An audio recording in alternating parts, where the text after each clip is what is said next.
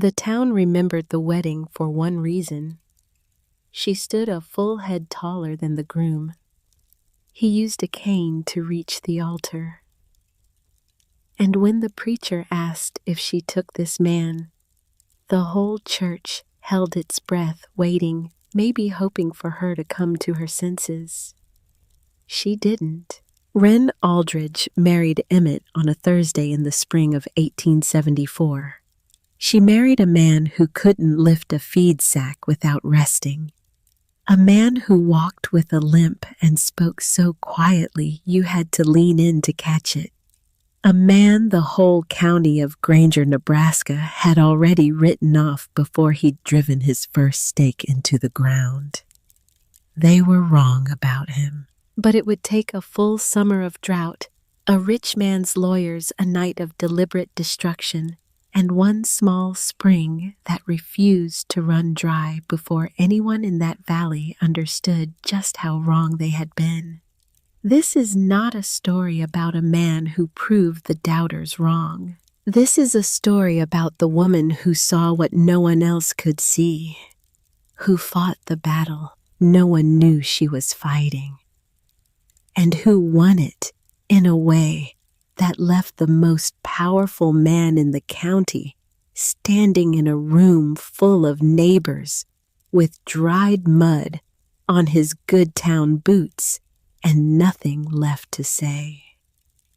Wren Calloway was 31 years old when she made the decision everyone in her life had an opinion about. She had a straight back and strong hands and a face that didn't apologize for itself. She could drive a team mend a roof, split a cord of wood before noon. She had options. Everyone said so. Everyone meaning the women who pursed their lips at Sunday services, and the men who watched her walk past the mercantile with something careful in their eyes. And she had chosen Emmett Aldridge, Emmett who stood 5'7" in his good boots, who weighed less than most of the women in the church, who walked with a limp from a wagon accident 15 years back that had left his left leg shorter than his right and had never fully let him forget it, who made his living repairing clocks and surveying instruments in a small shop in Columbus, Ohio, who had soft hands and a quiet voice and a habit of going completely still when he was thinking that made people nervous because they couldn't tell if he was slow or somewhere else entirely. He was somewhere else entirely. Wren knew that. It was the thing she had seen in him that nobody else had bothered to look for. But standing at the altar on that Thursday in April 1874, with Emmett's hand light in hers and the whole congregation breathing behind her like a held question, Wren felt the first thread of doubt pull loose in her chest. Not about him, about everything that came after him. The land. The quarter section at the western edge of Granger, where the prairie tilted gently toward a draw lined with cottonwoods. The previous claimant had lasted 2 seasons and walked away with nothing but a sunburn and a lesson. The one before him had lasted 14 months. The soil was good. Everyone agreed on that. Rich and dark and willing. But the water was stingy. There was a spring, one spring, a seep really rising from the base of a low ridge behind the house and producing a thread of water so thin you could cover it with your palm. It ran perhaps 50 feet across the grass before the earth swallowed it whole. In the heat of summer, it didn't even make it that far. It just rose and disappeared, like it was embarrassed to be so small, two families had tried to make something of it and failed. Now it belonged to Emmett and Wren. And Wren, standing in her wedding dress while the preacher said his words, was doing the arithmetic and trying to keep her face still. They arrived at the claim on a Sunday evening in late April. The wagon carried 2 trunks, a crate of tools, a box of books, 4 old barrels Emmett had insisted on bringing from Columbus that Wren had thought were a strange thing to haul across 4 states, but had not argued about, and a canvas tarp from a wagon cover so old and patched it looked like a quilt made by someone in a hurry. The house was still standing. That was the first good thing. It was not much of a house. 1 room, a loft, a stone fireplace that smoked if you didn't feed it correctly, windows that let in wind through the frames. But the walls were solid, and the roof held, and Wren had grown up in worse. Emmett set his cane against the doorframe and stood in the doorway, looking out at the land for a long time without speaking. Wren waited. That was the thing about being married to a quiet man. You learned to wait, not the impatient waiting of someone marking time. The other kind. The kind where you understood that something was happening even if you couldn't see it. "Good fall to the draw," Emmett said finally. Wren looked at the land. She saw dry grass in distance and a line of cottonwoods at the bottom where the ground dipped. She saw the problem, which was that everything needed water, and the water was not there. "Is that good?" she said. "It will be." He went inside. She stood a moment longer looking at the dry quarter section in the last of the evening light. She thought about the women at her wedding. The pursed lips, the careful eyes. Then she followed her husband inside and started a fire. That first night after supper, Emmett did not read, did not sleep. He sat at the table with a sheet of paper and his good compass and his surveying level, and he began to draw. Not the house, not the outbuildings. He drew the land itself. The ridge behind the house, the long, slow fall toward the draw, the shallow depression where water would pool after rain, the 50-foot run of the spring before it vanished. He marked figures, inches of drop per 100 feet, the angle of the slope, the position of the sun in July. Wren watched him from across the table with her mending in her lap and said nothing for a long time. Then, "What are you doing?" "Listening," he said. She looked at the paper. It looked like veins, like the inside of a leaf held up to the light. Everything branching from one small source. She didn't understand it yet, but she recognized the focus on his face. She had seen it in his shop in Columbus, the way he bent over a broken movement with a loop in his eye, seeing something no one else could see in the arrangement of tiny parts. Finding the one gear that had slipped, the one spring under too much tension. He was doing that now, to the land. She went to bed. He stayed at the table. When she woke in the gray before dawn, he was still there, the lamp low, the paper covered in his small, careful writing. Roland Hatch came on the second morning. He arrived in a plain wagon rather than the brass-fitted buggy he would use in later months. Making a neighborly impression, first Ren would understand eventually before he let you see the rest of him. He was a broad man, 52 years old, with a face that had been weathered into something that looked like friendliness if you didn't look at the eyes. He owned the Mercantile in Granger. He owned, as Wren would come to learn, a great deal more than the Mercantile. He had wanted the Aldridge Quarter section for himself, had assumed it would come to him the way unclaimed things in Granger had a way of eventually coming to Roland Hatch. He had been waiting for it. He greeted them with warmth, complimented the house, the view, Emmett's surveying instruments stacked neatly on the shelf.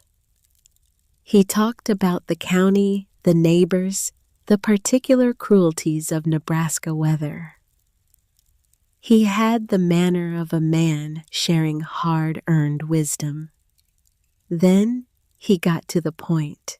"You'll want to sink a well," he said to Emmett, not looking at Wren. "Deep as you can manage. The water table out here drops in a dry summer, drops further than you'd think. Every man who's lasted on this land has gone deep."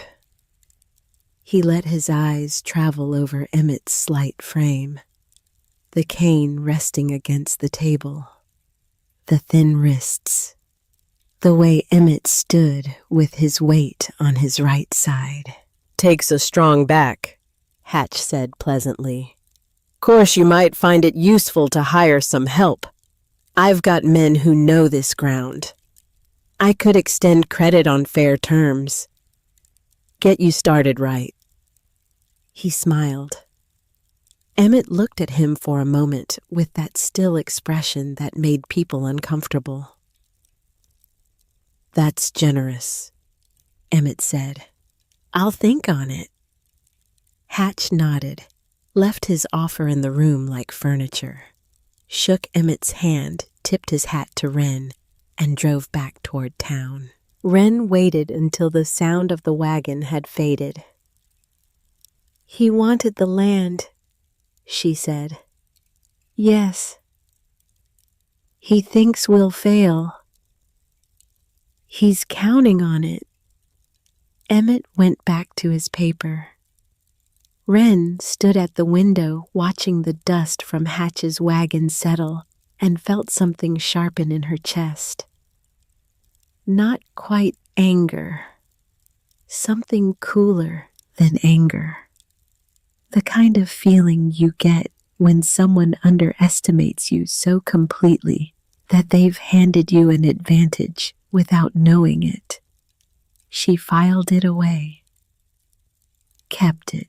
They didn't sink a well. Wren had been ready for the argument.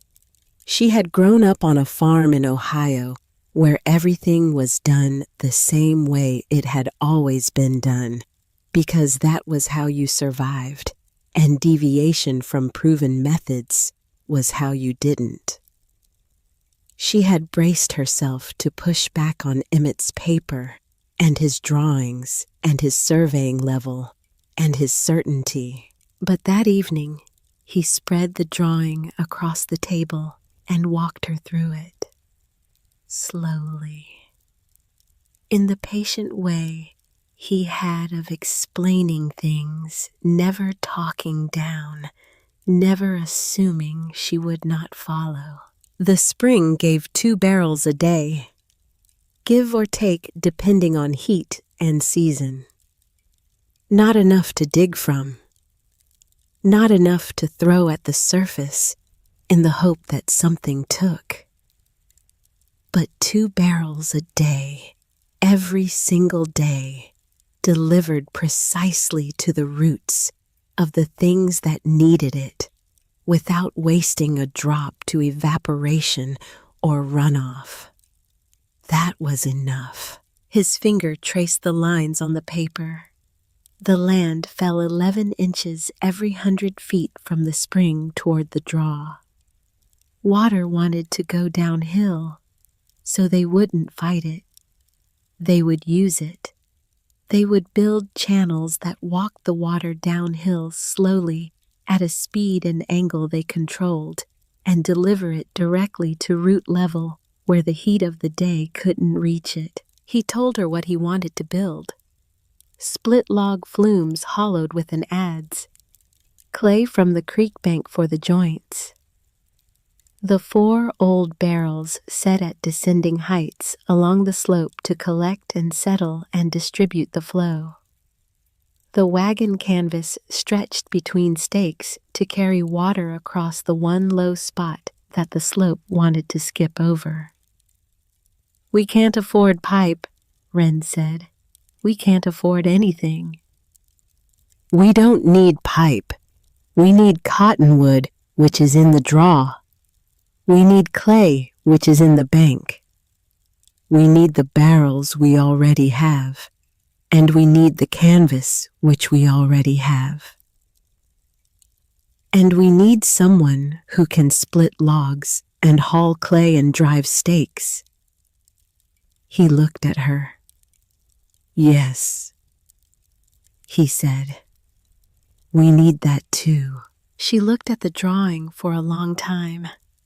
It still looked like the veins of a leaf, everything reaching from one small center, branching and dividing until even the furthest corner of the garden would drink. "They'll laugh," she said. "They're already planning to." "That doesn't bother you." "Laughing doesn't grow corn," he said. "Wren." He waited until she looked up from the paper. "I can't dig. I've made my peace with that. But I can do this. Every cut, every fitting, every joint. I can do all of it. I just can't do it fast, and I can't do it standing." She thought about the women at the wedding, the pursed lips. Clever doesn't break sod. "All right," she said. "We don't dig, we listen." They began the next morning before the light was full in the sky. Wren went to the draw first, while Emmett set his stakes and string along the master line, checking each one against the level, adjusting by fractions until the fall was exactly what he wanted. 1 inch of drop for every 12 feet of run, gentle enough that the water would walk, not run. Walk. She found the cottonwoods he had marked the evening before, straight-grained, dry enough to work the right diameter. She felled the first one herself with the hand axe, limbed it, cut it to length, and then discovered that rolling a log up a slope without a team or a block and tackle is exactly as difficult as it sounds. It took her 2 hours and most of her dignity, but she got it there. Emmett had built himself a working frame from scrap lumber. 2 sawhorses with a board across set to a height where he could sit or lean and bring the work to him instead of bending to the ground. He picked up the adze and looked at the log, and then he began. The work was slow. That was the truth of it. No one was going to write a story about how quickly Emmett Aldridge hollowed a cottonwood log. He worked in the deliberate, unhurried way of a man who has learned that rushing costs more than it saves. He cut across the grain in even strokes, clearing the heartwood in sections. He rested when his leg ached. Started again.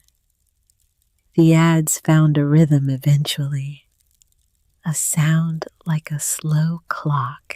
Wren worked beside him, hauling logs, splitting kindling for the fireplace so they'd have evenings free for other work. digging out the clay from the creek bank in heavy wet armloads and carrying it up in a bucket. By noon, they had the first flume laid. It ran from the mouth of the spring to the top barrel, a distance of perhaps 30 feet, fitted on low trestles. Emmett had notched into stakes driven at the surveyed height. The joints were packed with creek clay smoothed until there were no gaps. At the end of each flume where it met the next, Emmett had carved a small lip that caught the water and directed it without splashing. Wren set the first barrel upright at the end of the line. Emmett opened the spring's mouth with a small clay dam and a notched diversion. And the water came, thin, slower than a walking man, but real. Clean water moving along the hollowed log in a line so deliberate it looked almost thoughtful, and dripping into the waiting barrel with a sound so small you had to be quiet to hear it. Wren stood back with sweat on her collar and dust on her hands and watched it run. The first thing she felt was something so close to foolish hope that she almost pushed it back down. She didn't. Cora Finch appeared on the third day. She came from the claim to the east, walking across the shared fence line without announcement or explanation, which Wren would later understand was simply how Cora Finch moved through the world. She was 48 years old, a widow, and she had been farming that east claim alone since 1854, when she and her husband Milo had come up from Kansas and staked it. Milo had died in 1861. Cora had stayed. She had a face that told the whole story of 20 years of Nebraska weather.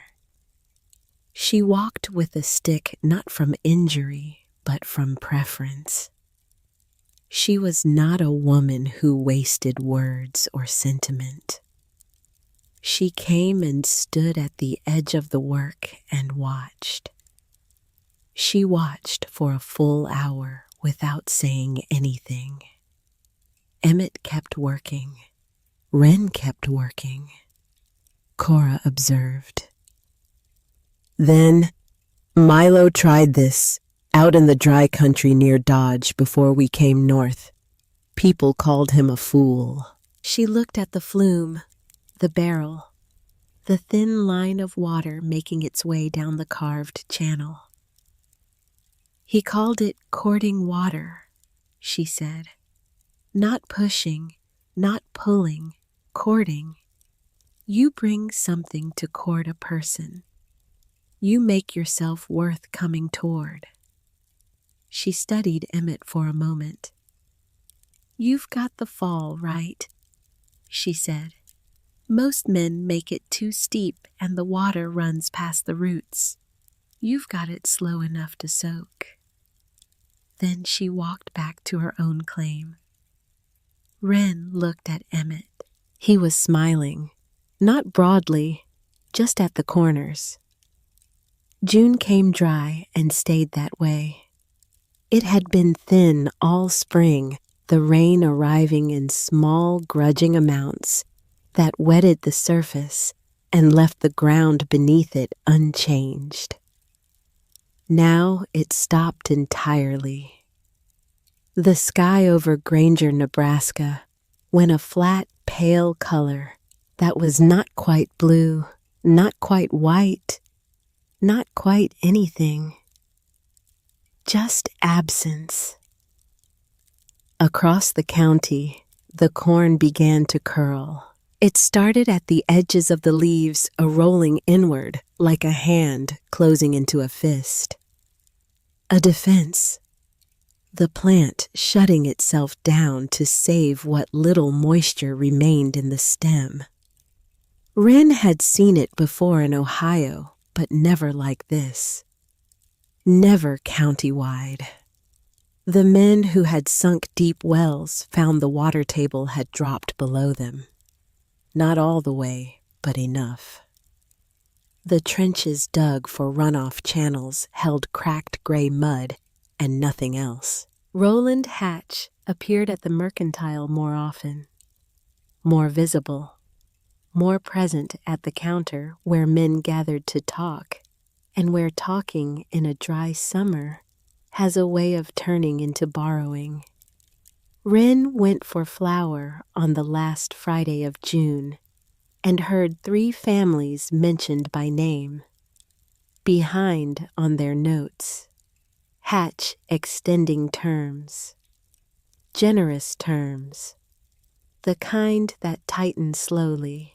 She came home with the flour and the news and stopped at the sight of Emmett behind the house, kneeling at the spring with his small level and a length of string, making an adjustment to the master line, perfectly unhurried, as though the drought outside their fence was happening in a different county entirely. The barrels were holding. Wren walked to the garden and stood in the middle of it and tried to see it the way a stranger driving past on the section road would see it. Green. Actually green. The cabbage heads were thickening. The beans had climbed halfway up their poles. The carrot tops feathered thick and dark exactly as they should be. The 6 young fruit trees she had nursed from slips through 3 states and planted in the low bench of ground near the draw had deepened from the pale, anxious color they'd had in May to something glossy and sure. The rest of the valley was beginning to brown. She stood in the green middle of it and felt the weight of what that meant. They were visible now, and visibility in a county where men were failing and one man was waiting for them to fail was not a simple thing. On a still evening in early July, Emmett explained the philosophy of the thing, not the mechanics. She understood those. She had built half of it with her own hands. The philosophy. They were sitting on the back step watching the last gate run. The heat had finally gone out of the air. The water moved through the lowest line in its slow, faithful way.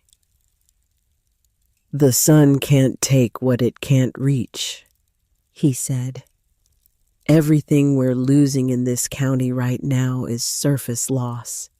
Rain hits the ground, sits there. The sun takes it back before the roots can find it. Dig a well and pull it up and pour it on same problem. The surface steals it back. He reached out and slid a gate open. Water turned left into the bean row. But put it down at root depth below where the sun reaches and it stays. The roots find it and it stays. We're not fighting the drought. We're going underneath it. Wren thought about that. Hatch's men are still digging, she said. Yes, and the wells are still dropping. Yes. How long before someone comes over the fence to ask? He was quiet for a moment. When they're scared enough, he said. Fear is a powerful teacher, but people want to be scared the right amount. Scared enough to try something new. Not so scared that their pride won't let them admit they were wrong. She looked at the green rose in the evening light. She thought about Roland Hatch. She had found the list 3 nights ago. She had not meant to find it. She had been looking in Emmett's coat pocket for the small folding rule he sometimes left there, and her fingers had found paper instead. She unfolded it without thinking. A list in Emmett's careful handwriting, names and parcels. The north claim, the river claim, the 200 acres east of the road. Notes beside each name. Terms, dates, and beside each name in every single line, Hatch R. 17 families in Granger County, every one of them carrying a note with Roland Hatch's name on it. She had refolded the paper and put it back. She wasn't sure why she hadn't said anything yet. Partly because she needed time to understand what she was looking at.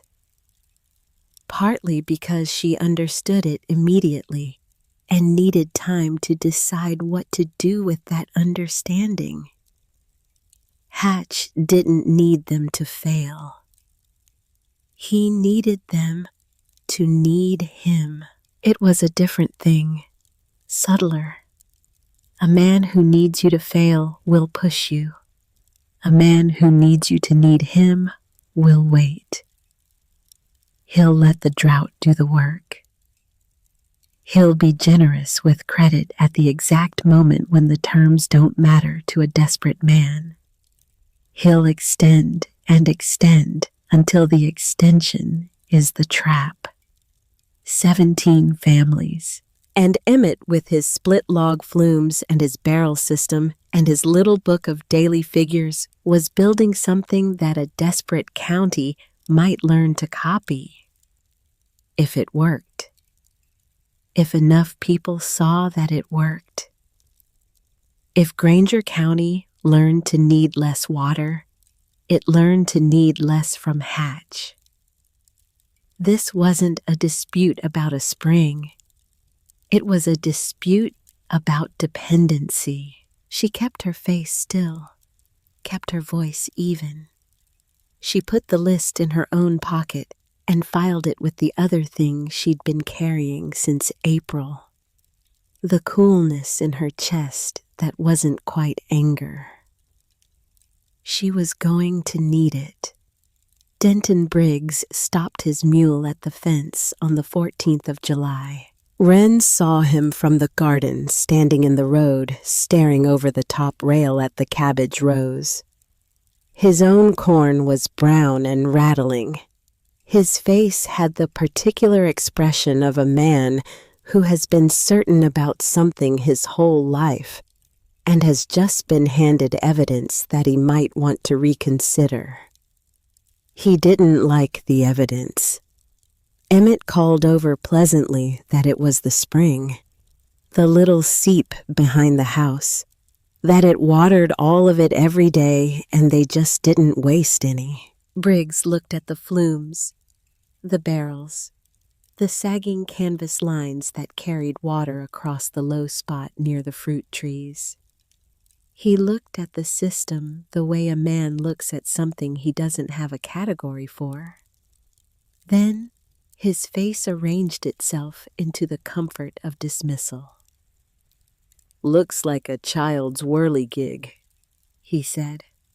"Sticks and string. First real heat wave, that thing'll dry out and rot." He clucked to his mule. Wren watched him go and felt the familiar sting.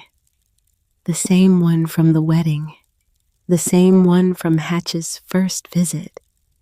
But she also noticed the thing that happened just before Briggs turned away. He looked at the carrot tops one more time. Just for a moment. The way you look at something you told yourself not to want. She noted it. The carrots were doing their work. Roland Hatch came on a Thursday in the 3rd week of July. The brass-fitted buggy this time. The hired man driving. He did not get down from the seat staying elevated, staying in the position of someone passing through, rather than someone who could be questioned. He looked at the garden for a long time, without speaking. Emmett was working at the far end of the slope. He looked up, said nothing. "Quite a kitchen garden," Hatch said. His voice was pleasant. His eyes were not. "Thank you," Wren said. "Pity it won't scale." He smiled at Emmett across the fence.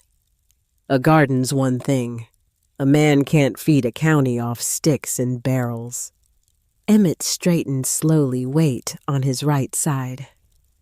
"No," he said, "but he can feed his family, for now." Hatch tilted his head toward the flat brown nothing of the valley. "Springs quit in a drought like this one. I've seen it. Good springs, deep springs, they quit." He shifted his eyes to Wren with the expression of a man offering something valuable for free. "When that happens, my door's open. Same offer I made in April. Good terms for good families." He nodded to his man. The buggy rolled away. Wren stood at the fence and watched it go and did not move until the dust had settled back into the road. Good terms. She thought about the 17 names, the terms that had seemed reasonable in a desperate spring, and then quietly tightened through summer until they fit around a man's throat like a collar. She had work to do. Cora Finch came over the fence the following Tuesday afternoon. She sat herself on an upended bucket near the lowest barrel and watched Wren work for a while without speaking. Then Hatch told Leland Pruitt at the feed store that standing water in old barrels is how you get sickness, that he'd heard of families losing children to barrel water. Wren went still. There it was. Not an argument about the system. Not a debate about water rights. Just the oldest weapon. The one that didn't need to be true. It just needed to be said in the right tone by the right man in the right place. Wren straightened slowly and looked at Cora. "He's afraid," Cora said. "He's dangerous," Wren said. "Those are the same thing sometimes." Cora set down her trowel. Hatch lost his father's farm in 1858. Bank called the note in a dry year. He rode away from that farm looking like someone had taken something out of him that didn't grow back. He built everything since then on being the man who holds the notes, never the one who owes. Wren stood in the garden and let that settle. Hatch wasn't simply greedy. He was a man who had been ruined once and had decided the only safety in the world was to become the thing that ruined others. Everything he'd built, the mercantile, the notes, the credit, the quiet waiting, was a fortress. Not against poverty, against the feeling of poverty. That didn't make him less dangerous, but it made him comprehensible. And a comprehensible enemy is easier to prepare for than a mysterious one. "He's going to go to law," Wren said. Cora looked at her steadily. "Yes," she said. "He is." "We'll need witnesses." "Honest ones," Cora said. "Not grateful ones. People who'll stand up in front of Aldous Marsh and say what they know, even knowing what they owe." "Will you?" "I've been farming beside that spring for 20 years," Cora said. I know what it does in a dry summer. She picked up her trowel. Yes, I'll say what I know. Wren started back toward the house. Wren! Cora said it without looking up from the soil. Afraid men don't know when to stop. Wren already knew that. The legal notice arrived on the first morning of August. The same hired man who drove the brass-fitted buggy brought it to the door. He handed it to Wren without meeting her eyes and left immediately, which told her everything about how he felt about the errand. She read it standing in the doorway. The argument was thin. She had expected thin. The spring's water drained toward a draw that crossed a corner of Hatch's land to the southwest. The creek in that draw fed north through Hatch's spread. By capturing the water before it reached the draw, Emmett had unlawfully diverted water belonging by prior use to Hatch's downstream property. Prior use. 2 words that could mean everything in a county built on water rights, or nothing, depending on who was doing the deciding. She took the notice to Emmett in the workshop shed where he was fitting a replacement joint on the third barrel's outlet. He read it, set it down, was quiet. She watched his face. There it was. The tightening around his eyes she had never seen before. Not fear of Hatch, fear of her, of what she might think, of whether at the end of this summer, after all of it, the cane and the doubt from the whole town, and the drought, and the slow, careful work. And now this, she would look at him and finally see what they all saw. He set the notice down very carefully. He wants the spring, Wren said. He wants us gone from this land and back under his roof, asking for credit, Emmett said. There's a difference. He said it without self-pity. Wren looked at her husband for a moment, the thin hands, the cane leaning against the table, the lamp casting its light across the same paper he had been working at since their first night on this land. She reached across the table and picked up his pencil. Then we prepare, she said. What do we need? He looked at her. That look. She would remember it for the rest of her life. Numbers, he said. I have every day since June. How much the spring gives, how far the water travels before it sinks. I can prove the water never reached his creek. I can prove there's no prior use to claim, because the water never got far enough to be used by anyone. And witnesses. And witnesses. He nodded. People who farmed near that draw long enough to know it. Cora. Cora. And whoever else isn't too afraid of his paper to stand up and say the plain truth.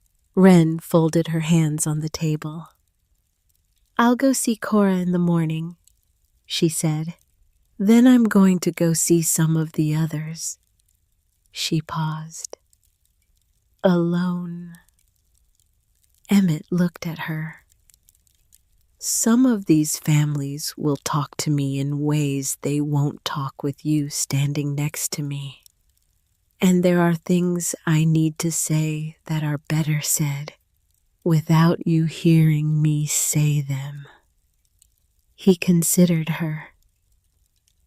All right, he said. She picked up his pencil and pulled the paper toward her. Show me the figures, she said. All of them. I want to understand every number before anyone tries to argue with them." He pulled his small book from his pocket and set it on the table between them. Outside, the summer dark settled over the quarter section. The spring went on giving its small measure into the first barrel. The system ran in the dark as it ran in the light. Wren leaned over the figures in the lamplight and began to read. July had been the month of green and watching eyes. The sky over Granger County had become a lid, a pressed-down weight of pale heat that sat on the land from before sunrise and did not lift until well after dark. The grass along the section roads went the color of old paper. Everything in the county that was not being deliberately tended was in the process of giving up. The Aldridge Quarter section was being deliberately tended, and it showed. It showed in a way that could not be explained away or attributed to luck. The cabbage heads had closed into tight fists of dark green. The bean vines had climbed their poles and begun reaching past the tops, looking for more pole finding, only air, and still climbing. The carrot tops stood thick and feathery. The 6 fruit trees on the low bench near the draw had leaves so deep in color that in the afternoon light they looked almost wet, green. Actually, genuinely, undeniably green, while the rest of the valley went brown. People drove past on the section road slowly, very slowly. The kind of slow that wasn't about the road conditions. They slowed their wagons and looked over the fence with expressions that moved through several stages. Confusion first. Then the particular stubborn frown of someone trying to find an alternate explanation. Then something quieter.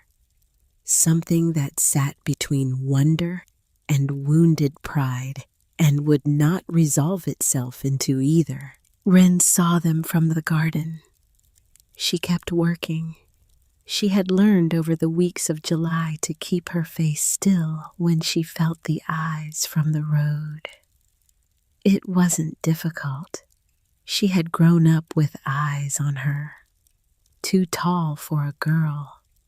Too direct for a woman. Too certain about things women weren't supposed to be certain about. She had a lifetime of practice keeping her face composed while something entirely different moved underneath it. What moved underneath it now was watchfulness. She was watching Roland hatch, and she was making a plan. She went to see Cora the morning after she and Emmett had gone through the figures. She said she was checking the east fence line, which was true in the technical sense that she walked along it to get to Cora's house, which she felt was close enough. Cora was in her garden. Cora was always in her garden. She had the posture of a woman who had decided somewhere in her 40s that she would spend whatever years remained doing exactly the things she chose to do, and no others. She looked up when Wren came through the gate. "Sit," she said, gesturing at a flat-topped rock near the fence post. Wren sat. For a while, they were both quiet. Cora working, Wren watching. The sound of the morning insects, a distant crow, the dry whisper of grass in the small breeze that came up before 9 and stopped by 10. They talked for a long time. About the figures, about the witnesses they would need, about Marsh, the county water commissioner who was a tired man and owed Hatch money and would be looking for a reason to rule the easy way. "You'll need more than me and the Bachmans," Cora said. "I know." "Briggs, he shut the door on me last time." Cora looked at her steadily. "He also drove past your garden twice last week on the same day, going different directions. A man with nothing to reconsider doesn't do that." Wren stood up. "I'll go alone," she said. "Yes," Cora said. "You should." Briggs had a claim 2 miles north, 160 acres of mostly flat land that in a good year produced reliable corn, and in a bad year produced debt and worry. This was a bad year. His fields were visible from the road, brown-edged and rattling and tired. Wren knocked at the door. He opened it and looked at her, then past her for Emmett.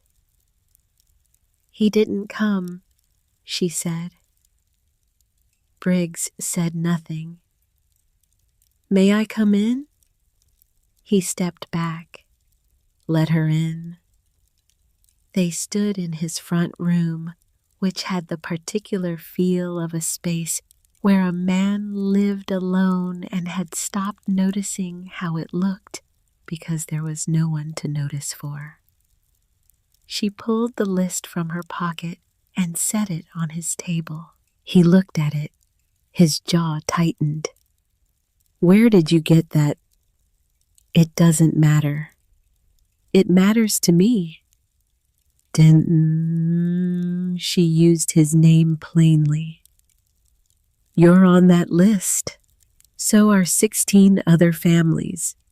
And when the hearing comes and Hatch wins it, because he will win it if no one stands up and says what's actually true about that spring, the next piece of paper that moves in this county will be the one he uses to start calling notes." Briggs looked at the list and not at her. "I've got a mortgage," he said. "I know. Hatch holds it. I know. If I stand up in that hearing and contradict him, he'll make it difficult." She held his gaze when he finally looked up. "Yes, he will. I'm not going to tell you otherwise, but your name is on this list regardless. You are already in his hand. Standing up doesn't put you there. You're already there. The question is whether you're in his hand having told the truth, or in his hand having told a lie to protect him." Briggs looked at the list for a long time. His face did the thing faces do when a person is working through something that has more than one answer, and they know it, and they hate knowing it. She did not fill the silence. She had learned that from Emmett. When the space is doing the work, you don't interrupt it. "Finally, what do you need me to say?" "The truth. Only the truth. You farmed north of that draw for 6 years. You know where the water goes in a dry summer. That's all I need." A long pause. "I'll think on it," he said. She picked up the list. "The hearing is the 2nd week of August," she said. "Think quickly." She walked out into the bright heat and back toward the section road.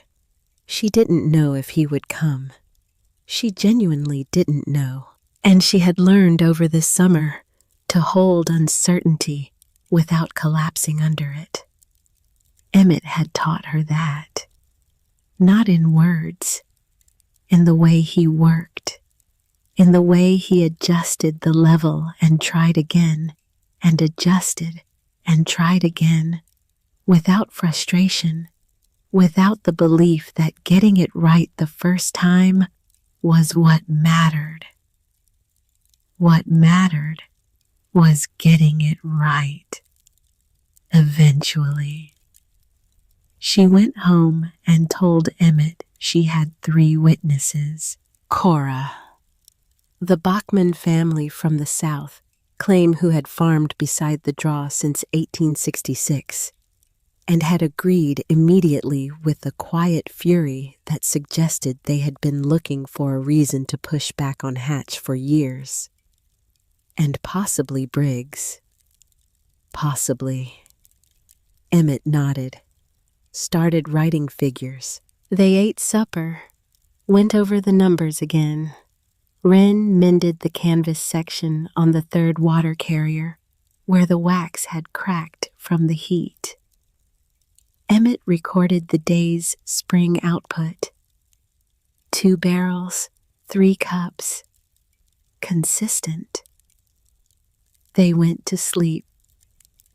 The morning of the hearing was hot before the sun was even fully up. Wren woke at 4:30 to a stillness that was wrong. Not the usual stillness of the early dark. Something else, an absence of sound that should have been there. The water. She was on her feet before she was fully awake, moving through the dark kitchen, out the back door in her night things, into the gray pre-dawn light.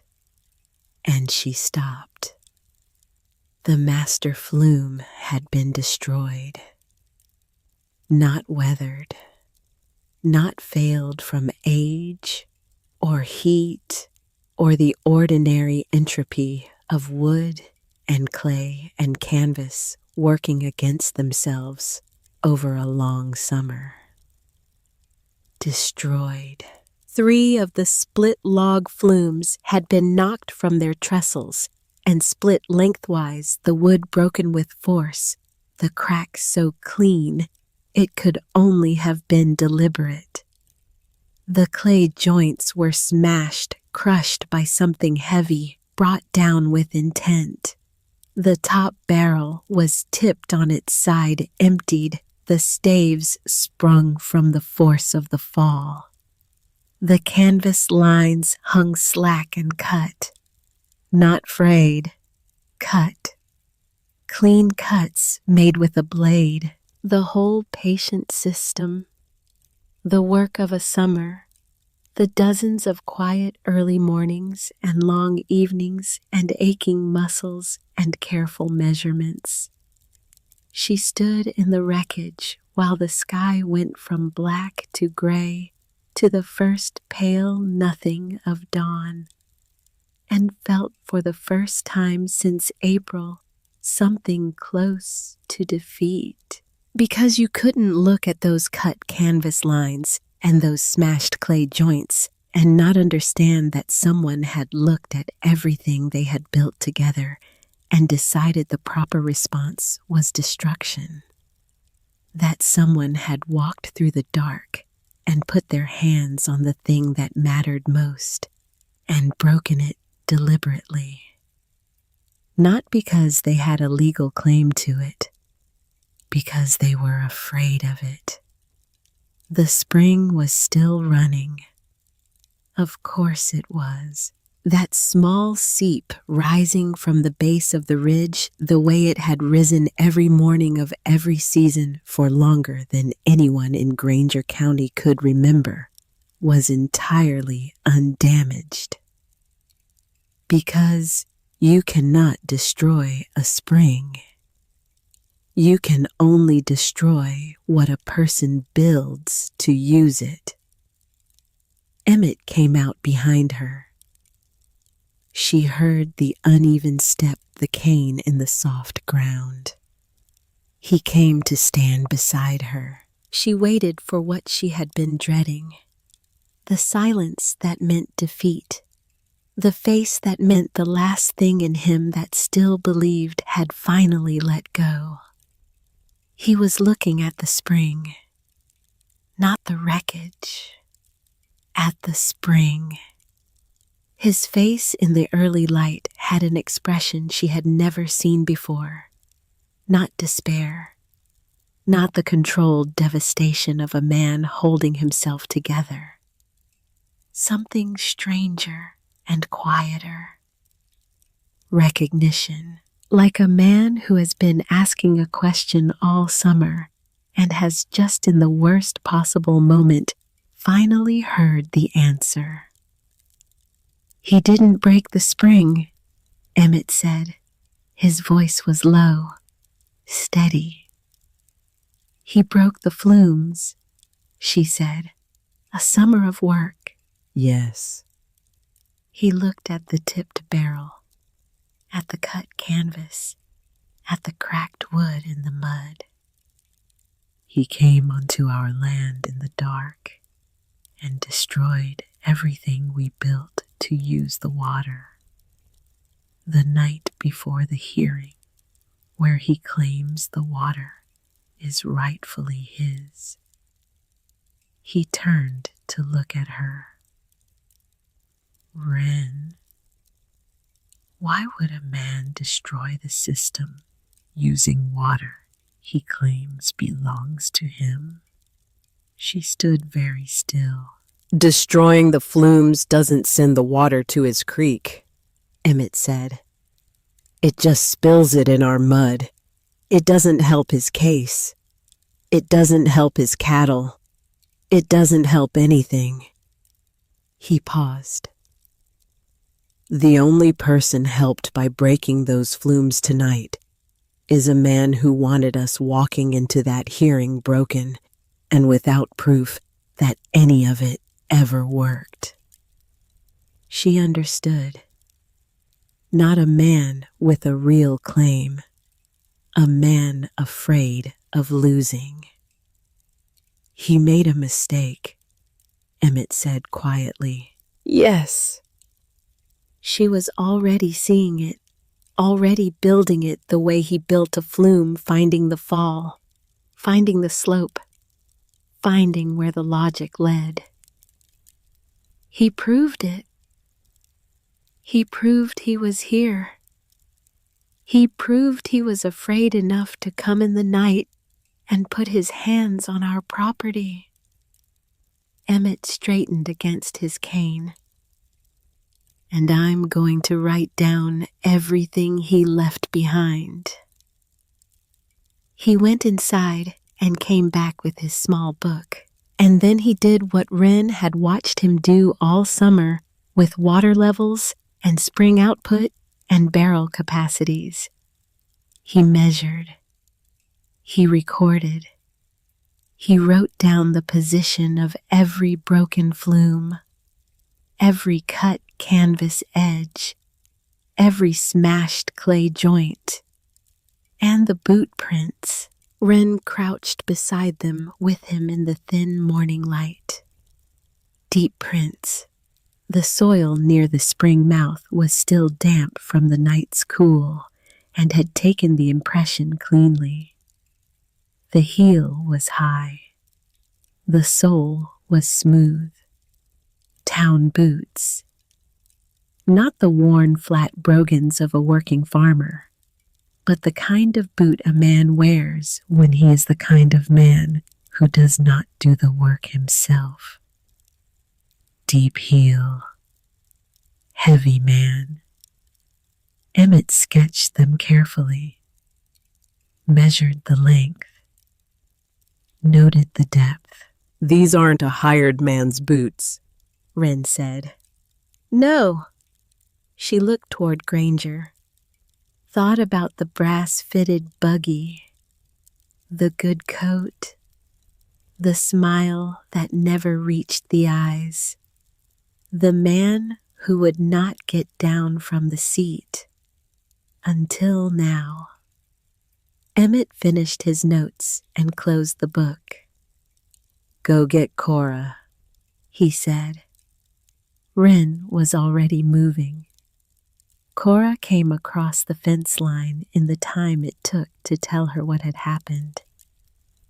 She looked at the boot prints for a long moment with her trowel still in her hand. Then she looked at Wren.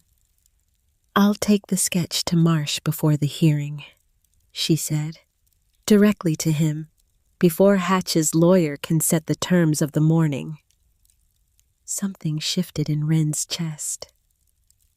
"He owes Hatch money," Wren said. "Yes," Cora said. "But he owes this county something too. He's lived here 30 years. His children grew up here. His wife is buried here." She tucked Emmett's sketch into her apron. "A man can owe money to one person and still owe honesty to everyone else. It just depends on which debt he decides matters more when the room is full." She walked back to her cart. Wren stood in the wreckage of the summer's work and watched the old woman drive toward town. She was not alone in this. She had never been alone in it. But she was only now feeling the full weight of that. The Bachmans who had said yes with that quiet old fury. Briggs who might come and might not, but had listened.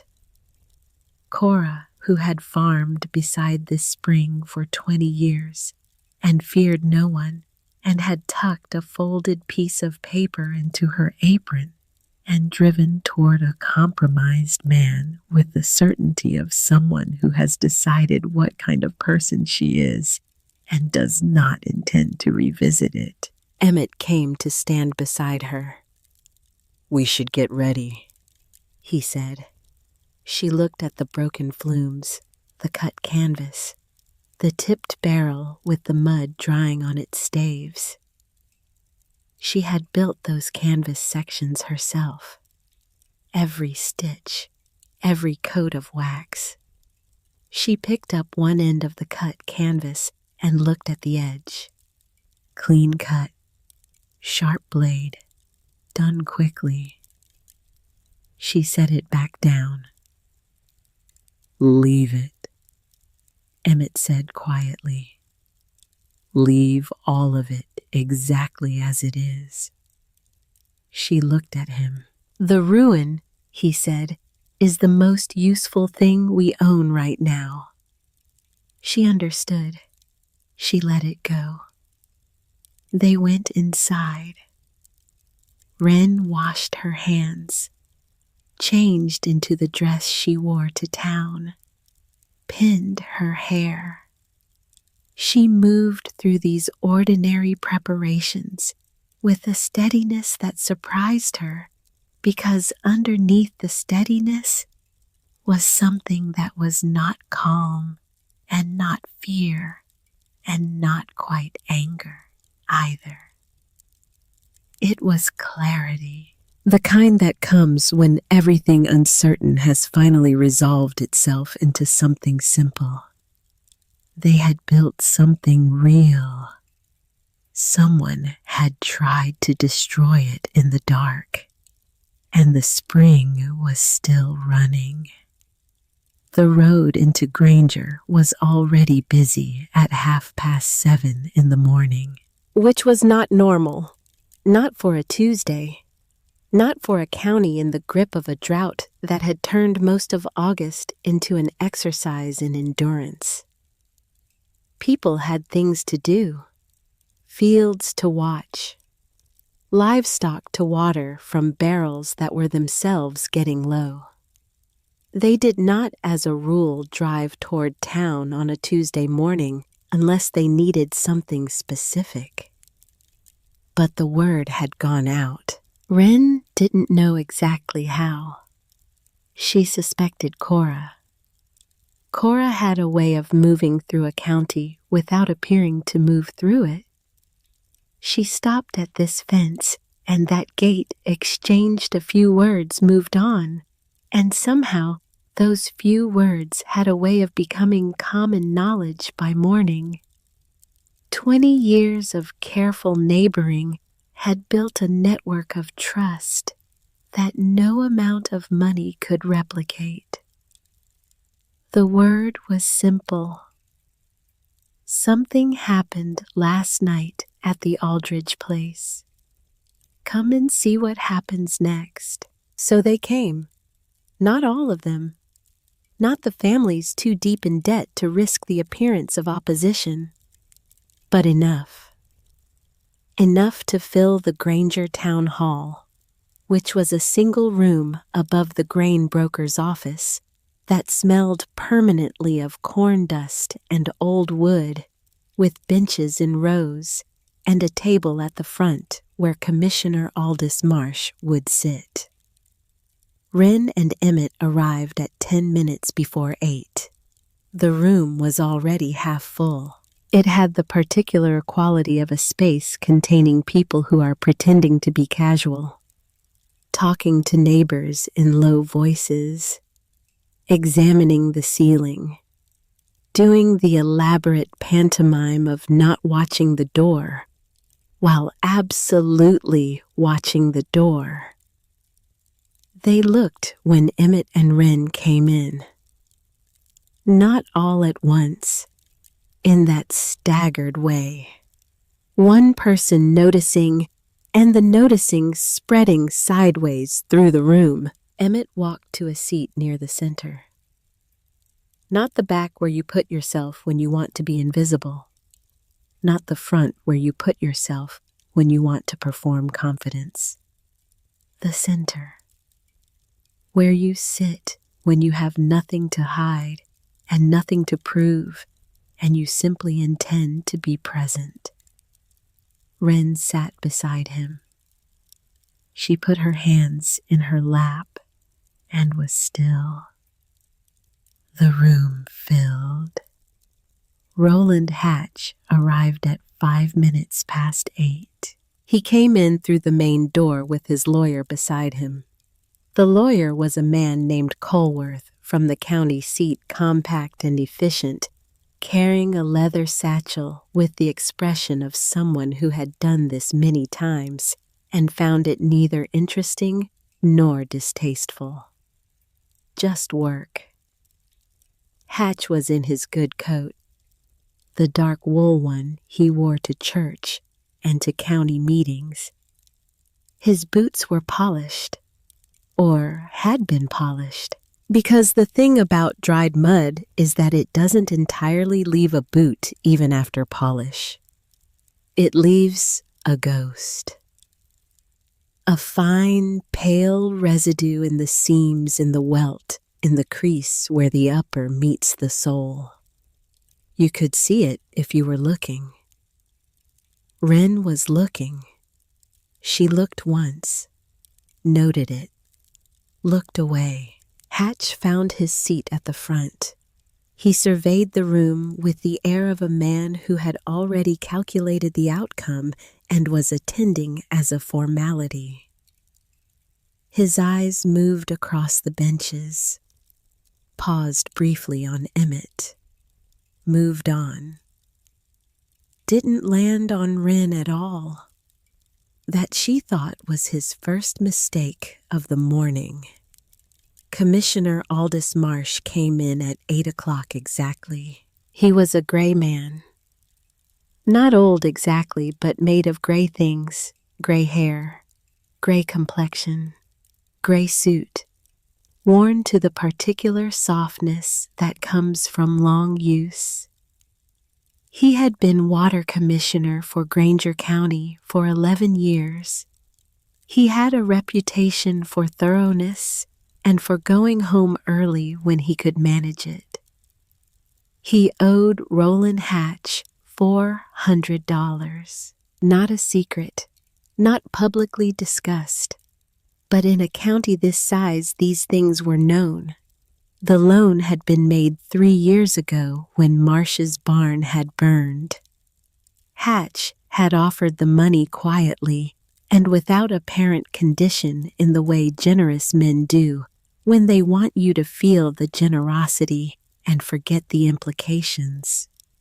Marsh sat at the table, arranged his papers, did not look immediately at either party. He looked, Wren thought, like a man who had been hoping something would prevent him from having to be here today. Nothing had. This hearing is called in the matter of a water rights claim, Marsh said. His voice was even, professional. Filed by Roland Hatch of this county against Emmett Aldridge of the Aldridge Quarter Section western edge of Granger. He looked at Colworth. Counsel, state the claim. Colworth stood and stated it well. The spring on the Aldridge property fed the draw. The draw crossed Hatch's land to the southwest. The creek in that draw had historically watered Hatch's northern pasture. By capturing the spring water before it reached the draw, Emmett Aldridge had unlawfully diverted a water source belonging by prior use to Roland Hatch. Prior use. Colworth said the words with authority. With the particular confidence of a lawyer who knows that 2 words said correctly in the right room can outweigh any number of facts. He sat down. Marsh looked at Emmett. Mr. Aldridge, you may respond. Emmett did not stand immediately. He let the silence sit for a moment, long enough that the people in the benches leaned forward almost without knowing they were doing it. The way you lean toward a quiet voice in a loud room. Then he stood. He was slight in that room, smaller than most of the men on the benches. The cane was in his left hand, and he stood with his weight on his right side, which he had done every day of his adult life, and which had long since ceased to look like anything other than simply the way Emmett Aldridge stood. He looked at Marsh. I'd like to start with a question, he said. Not a legal argument, just a question. His voice was conversational, as though they were at a fence line rather than a hearing. Mr. Hatch says the spring water flows down the draw to his creek. He says it's his by prior use, so my question is simple. How much of that spring water actually reached his creek last July? Colworth started to speak. Emmett held up his small book. Not aggressively, just held it up. Patient. I measured it, Emmett said. Every day since the first week of June. The spring gives about 2 barrels a day in summer heat. And I measured how far that water travels on its own, before any interference, before it goes into the ground. He opened the book and read.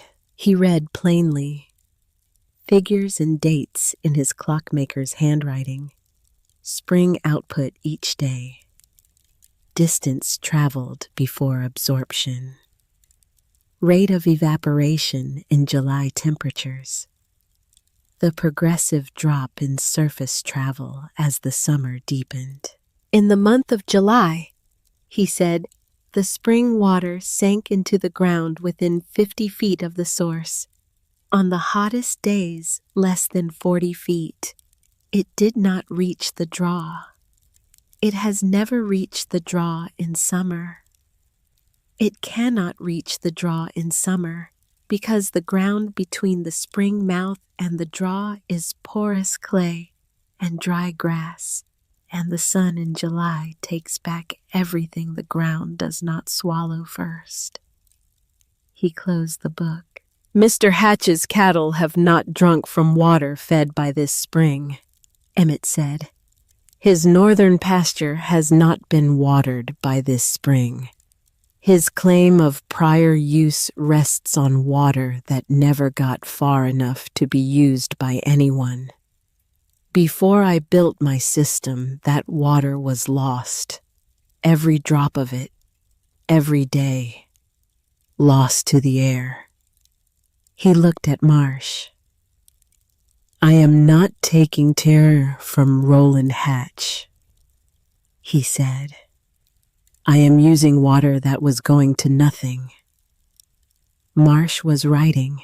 Colworth was on his feet with a counter-argument that the legal principle of prior use applied to the watershed, not merely to the measured travel distance of the water, and that the Aldridge structures interfered with the natural drainage pattern of land Hatch had rights to. It was a reasonable argument, the kind that could widen in favorable conditions. But Emmett had expected it. "Cora Finch," he said simply, and Cora stood. She stood from the second bench without ceremony, chin at the particular angle that meant she had decided something and was done deciding it. She faced Marsh directly. "I've farmed the East Claim beside that draw since 1854, she said. 20 years this August. My late husband and I together, and then alone after he passed." She paused. "I have never in 20 years seen that spring run to the draw in a dry summer. Not once, not a trickle. The water rises and it dies in the grass. It always has." She sat back down, short, absolute. From a woman who had been here longer than most of the families in the room, and who had never, in all that time, been known to say a thing she didn't mean. Marsh wrote. Emmett gestured. The Bachmans stood. Both of them. Husband and wife, which was unusual for a hearing, but neither seemed to notice or care. They had farmed south of the draw since 1866 and confirmed the same thing in the plain, unornamented way of people who simply want to say the true thing and be done. Colworth pushed back, argued that individual observation didn't supersede the legal definition of downstream water rights, argued watershed principles. Marsh was listening. His pen had slowed, and then the door at the back of the room opened. Not dramatically, not swung wide, just opened, and there was Denton Briggs in the doorway in his working clothes, with his hat in his hands, looking at the floor, and then looking up and finding Marsh's face. He came to the front of the room. He stood beside the Bachmans. He looked like a man who had made a decision he was going to have to live with for a long time and had chosen the version of it he could actually live with. "I've been north of that draw 6 years, he said. He didn't look at Hatch. "I know what that spring does in summer. It doesn't run to the draw. You can walk the ground yourself in July and find nothing below the spring mountain but dry grass swallowed. That is what I know." He sat down near the door, like a man who wanted to be ready to leave quickly. But he had come, and he had said it. Colworth shifted. He was good at shifting, at finding the new angle when the first one was blocked. He turned away from prior use and moved toward principle. The legal definition of watercourse rights in the territory of Nebraska did not require proof of actual flow in all seasons. It required demonstration of natural drainage pattern. And the Aldridge structures, regardless of measured summer flow, interrupted that natural pattern. It was a different argument, a more abstract one. And it was the moment Wren had been waiting for since 4:30 that morning. She had not planned to speak. Or rather, she had planned not to speak, and had then realized sometime between leaving the house and arriving in this room that there was a piece of this that Emmett could not deliver. Not because he wasn't capable, because he hadn't been the one holding the sketch of the boot prints when Cora drove away this morning. because the thing that needed to happen next was something only she could thread correctly. She stood up. Marsh looked at her. Colworth looked at her. The room looked at her. "Commissioner," she said, "before Mr. Colworth continues, there's something you already have that I'd like to address." Marsh looked at his table, at the paper Cora had placed there before the hearing began. He had glanced at it when it was handed to him and set it to the side.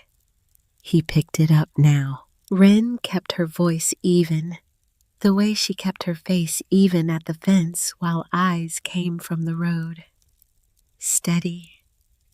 Not performing steadiness. Actually steady. "Someone came onto our land last night," she said, "before dawn, and destroyed our irrigation system. The flumes, the barrels, the canvas lines, all of it." She paused. "I want to make sure the commission understands what that means." Colworth started to object. Marsh held up a hand. Slightly, but Colworth stopped. "If the water is rightfully Mr. Hatch's," Wren said, "then destroying our system doesn't send it to him. The water still goes into the ground 50 feet from the spring. It still never reaches his creek. Destroying our flumes doesn't give him a single additional drop." She let that sit. "The only person helped by destroying our system last night was a person who wanted us to walk into this room this morning without the ability to demonstrate that it worked. Without the measurements. Without the proof." The room was very quiet. "My husband measured those boot prints," she said. "He drew them. They're in the sketch Commissioner Marsh is holding." She didn't look at Hatch's feet. She looked at Marsh. "They are the prints of a heavy man in town boots. Smooth sole high heel. Not a working farmer's boot. The kind of boot a man wears when he is the kind of man who has others do his work for him." She sat down. The room did not make a sound. And then, because rooms in small counties are full of people who have known each other for years and know each other's horses and know what kind of boot each other wears, every eye in the room moved. Slowly. Together. Downward. To the boots of Roland Hatch. Good dark leather. High heel. Smooth sole. Polished, yes. But in the welt. In the seam. In the crease above the heel, where a man's weight presses deepest in soft, wet ground. Gray. A fine, pale gray that was not polish and not leather and not anything that had come from inside a house. Dried mud. Nebraska mud from the bank of a spring on the western edge of Granger, pressed deep by a heavy man moving fast in the dark. Hatch did not move. He had a face built for composure. He had spent 30 years building that face, and it held. His hands in his lap were still. His back was straight, but the boots were on his feet, and the room was looking at them. And you cannot argue with what a room has already seen. Marsh set down his pen. He looked at the sketch in his hand. He looked at the boots. He looked at the full room of people who had known him for 11 years and were watching him now with the particular attention of neighbors who are about to find out what kind of person you actually are when the question is real. He was a gray man. He had been a gray man for a long time. Gray meant safe. Gray meant $400 borrowed in a bad year.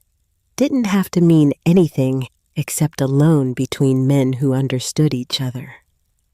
Except he had a wife buried in the churchyard at the east end of Granger.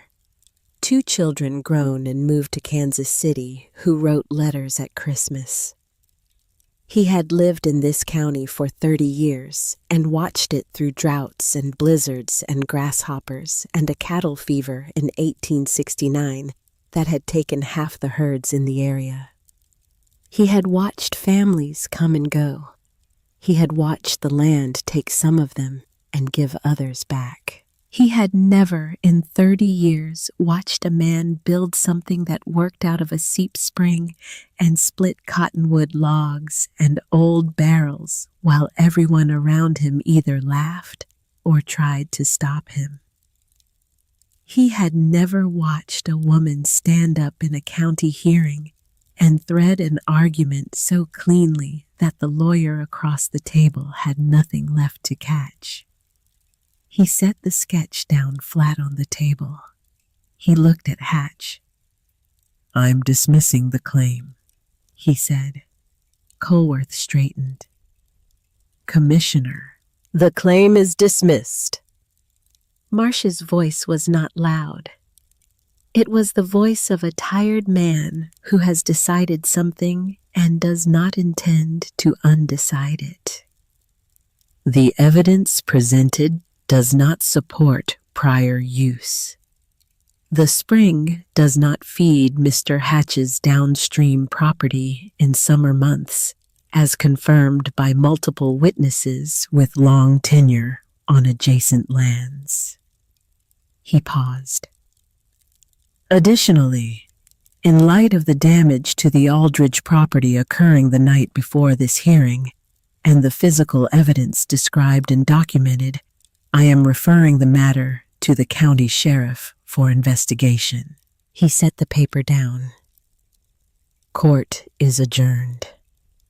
He stood, picked up his papers, and walked out the way he had come in, quietly, without looking at anyone in particular.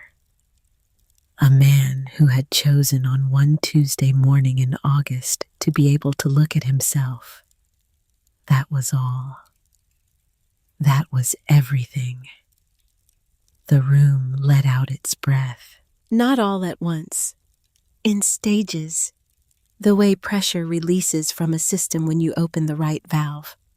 A murmur first, then voices, then the particular sound of many people standing up at the same time and beginning to talk.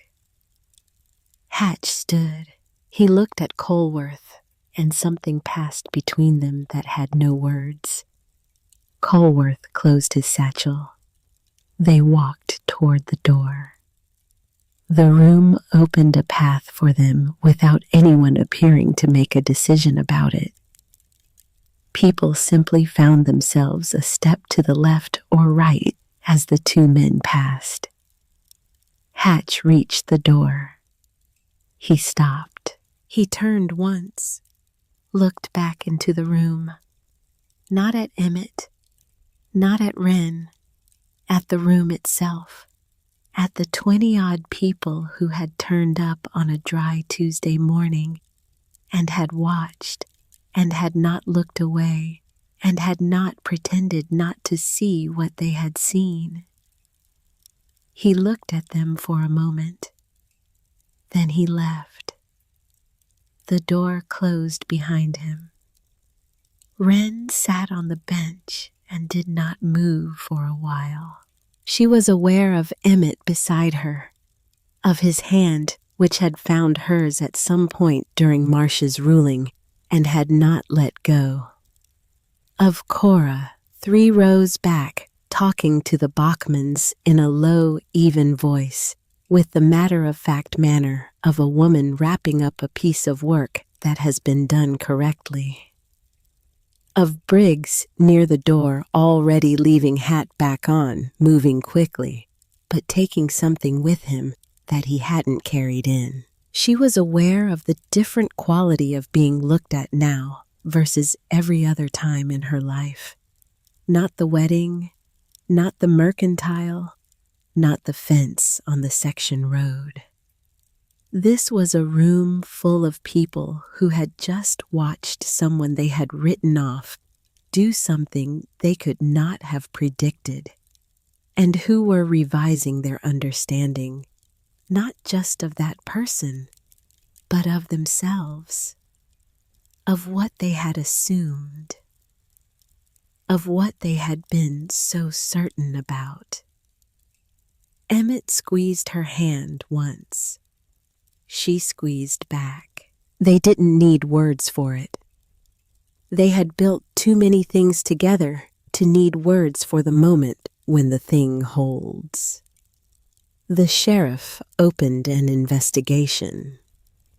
Roland Hatch did not contest it. After a month of quiet negotiation conducted at a distance, he paid the Aldridges the full cost of every flume and barrel and yard of canvas that had been destroyed. The payment came in the form of a bank draft. No letter, no explanation, just the draft. Wren held it for a moment when it arrived. Then she put it on the table beside Emmett's book of water figures, and they looked at it together. And then she went and put it in the tin box under the floorboard, where they kept the things that mattered.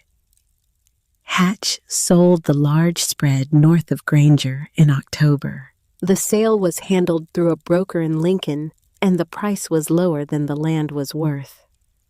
Lower than it would have been before August.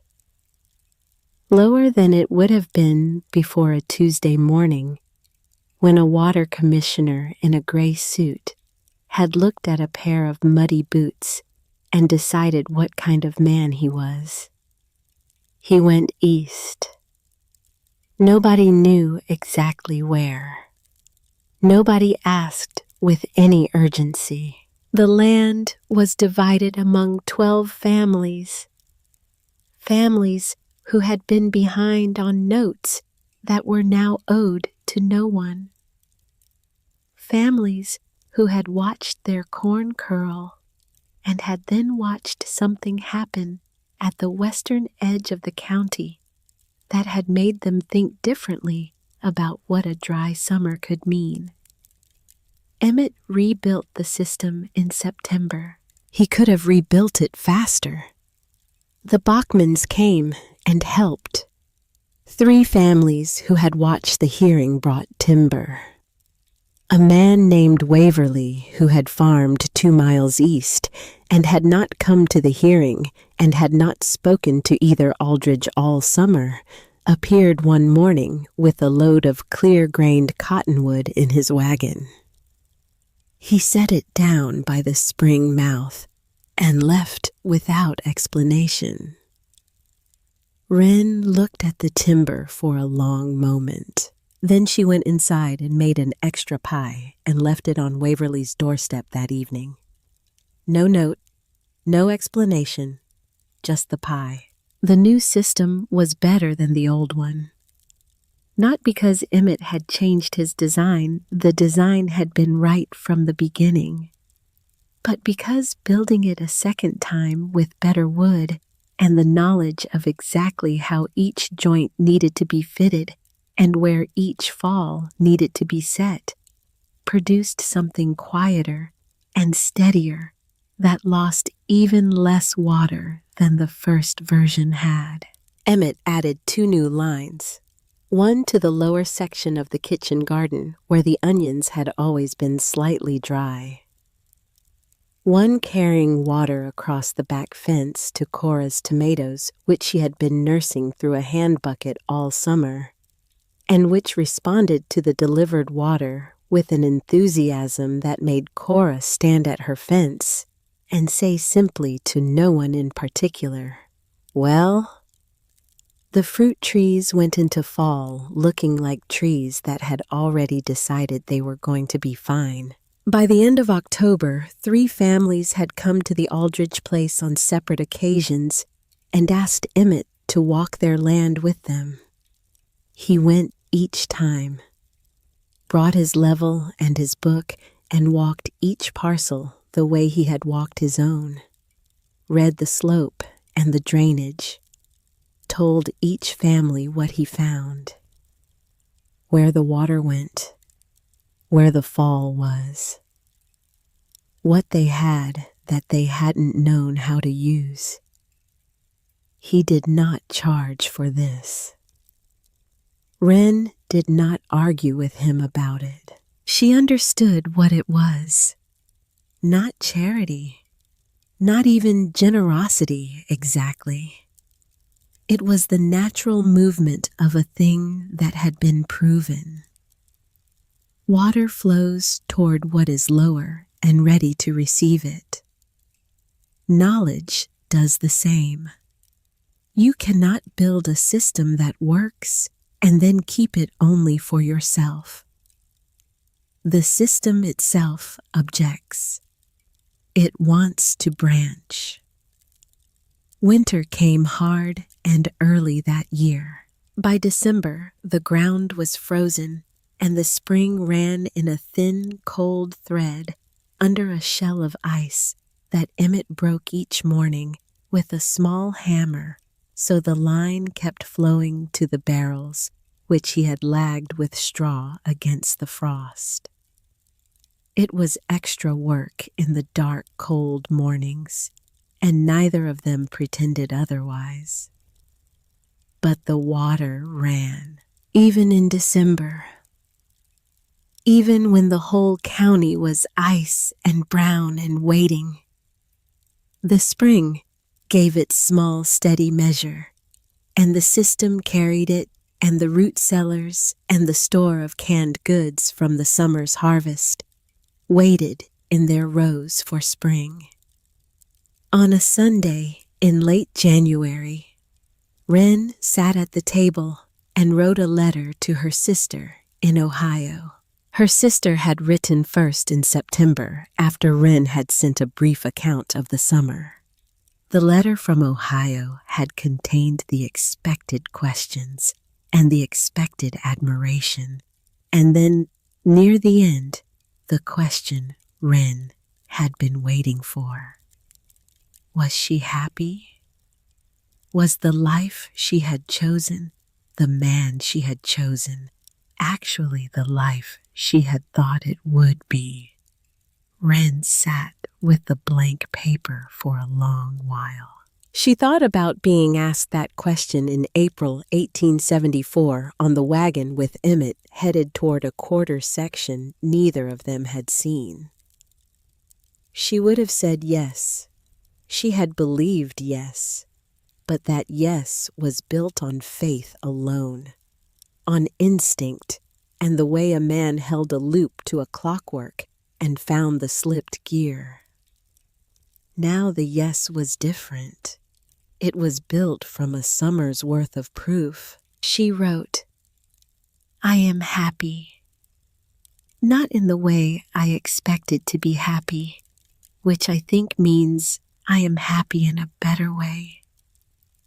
He is not what they thought he was, and I turned out to be more than I thought I was. I think that is what a good marriage does if you let it." She sealed the letter and put it with the ones going to town. Then she went to the window and looked out at the January land, white and still and resting. Under the ice in the darkness of the frozen ground, the root systems of 6 fruit trees were waiting, patient, already planning for spring. The spring was still running. It always had been.